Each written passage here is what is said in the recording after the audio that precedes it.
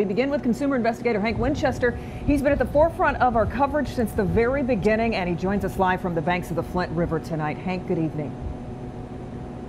Devin, Kimberly, good evening to both of you. You can see the mighty Flint River here just over my shoulder. We're here in the heart of downtown Flint. As you both mentioned, things are trending in the right direction here in this city. But as you will see, there is still so much work to do.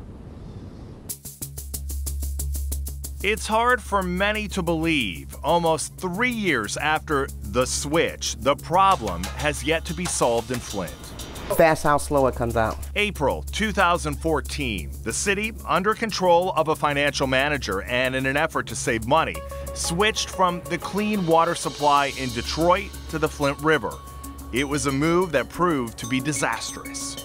Why pay the bill when the water can't kill? Within weeks, people started complaining about the color and the smell of the water, but their concerns were ignored. Ignored for more than a year. Our focus now is taking care of the citizens of Flint. Finally, in the fall of 2015, the governor said he became aware of the problem and began laying out his plan to fix it. The early effort did very little to help bring calm or help the people who were struggling. There's no water right now at the fire station on Atherton Road. There's no filter, so whatever you've been doing is not working. In the following weeks and months, Flint gained national attention. The story making waves and headlines all around the world. But it was the children and the elderly who were most impacted by the crisis. We will never forget seeing people standing in long lines in the frigid cold just to get bottled water.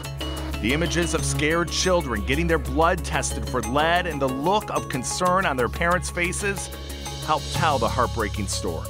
Just having your child in danger, no water, it's just sad. During the heated race for the White House, Flint became a hot political talking point. Clinton, Sanders, Trump, all touching down in the vehicle city, all promising they could help solve the crisis. In May of 2016, President Barack Obama arrived in Flint. He drew big crowds, and those who were struggling hung on to every word, hoping a solution would be revealed.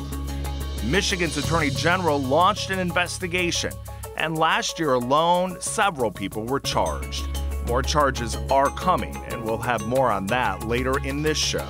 3 long years after the problem was first exposed, the reality here is many are still searching for answers, and everyone waiting for word on when or if it will ever be over. Recent water testing does show dramatic improvement, but today in Flint, you still need a filter, you still need bottled water, and you still need patience. Flint's mayor telling me this week to say that patience is wearing thin would be a big understatement.